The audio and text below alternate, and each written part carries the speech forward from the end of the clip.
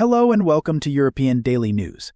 I'm Alex Grant, bringing you today's top stories from across Europe and updates on the ongoing situation in Ukraine. Let's dive right in. EU developments. The European Parliament is in full swing with its hearings of new commissioner nominees. Austrian candidate Magnus Brunner, who is up for the Home Affairs and Migration portfolio, emphasized the importance of strengthening EU internal security. He proposed expanding Europol's mandate and enhancing collaboration with transit countries to better manage migration flows.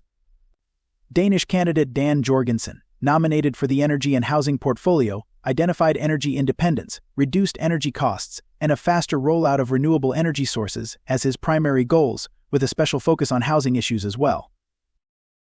Meanwhile, Croatian nominee Dubravka Šuica, vying for the Mediterranean Affairs portfolio, has pledged to strengthen the EU's role in the Mediterranean by pushing for a new Mediterranean Pact and fostering strategic partnerships in the Middle East. Jessika Roswall from Sweden, nominated for the Environment portfolio, aims to prioritize the circular economy package, update the REACH regulation, and promote water resilience and the green transition. In a boost for cross-border economic cooperation, EU finance ministers have approved the VAT in the Digital Age Agreement. This policy aims to streamline tax administration and support transparent economic practices across the bloc. Hungarian Finance Minister Mihaly Varga noted that the new rules will create a more accessible framework for businesses and give member states stronger tools to tackle tax evasion, particularly among digital platforms. Notably absent from the upcoming COP29 climate summit in Baku will be French President Emmanuel Macron and European Commission President Ursula von der Leyen. Von der Leyen's spokesperson cited her focus on institutional responsibilities during this transitional period as the reason for her absence. U.S. President Joe Biden also announced he would not attend, which could lessen the weight of this year's summit. In other legislative updates, the EU Council has passed two key amendments to the Solvency II Directive, introducing new guidelines for insurance recovery and resolution. The Council also approved a regulation for construction products, aiming to harmonize standards across the EU, simplify market access, and reduce administrative burdens. This regulation is set to promote a circular economy and foster innovation in the construction sector. The EU Council has also given the green light to a new directive on cross-border criminal proceedings. This regulation will allow criminal cases initiated in one member state to be transferred to another when more appropriate. It's designed to prevent unnecessary parallel proceedings, thereby enhancing cooperation in tackling cross-border crime.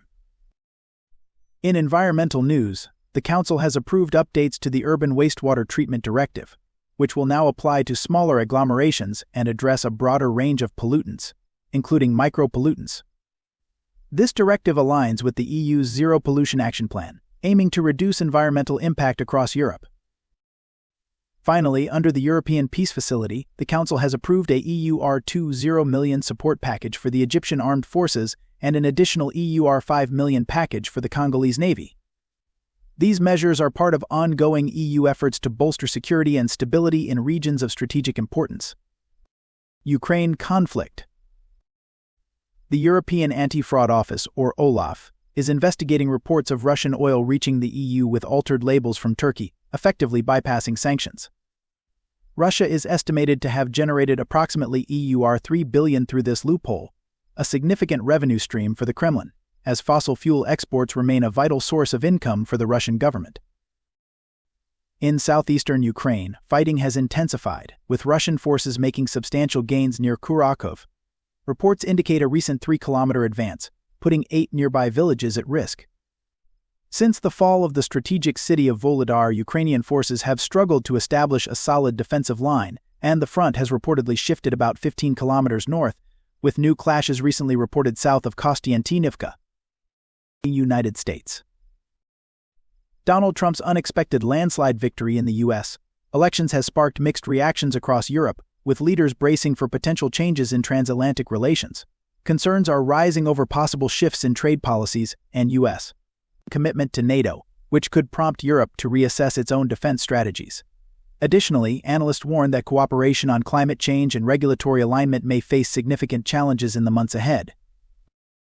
That wraps up today's updates from European Daily News. I'm Alex Grant, and thank you for joining us. We'll be back tomorrow with more insights and stories from across Europe and around the world.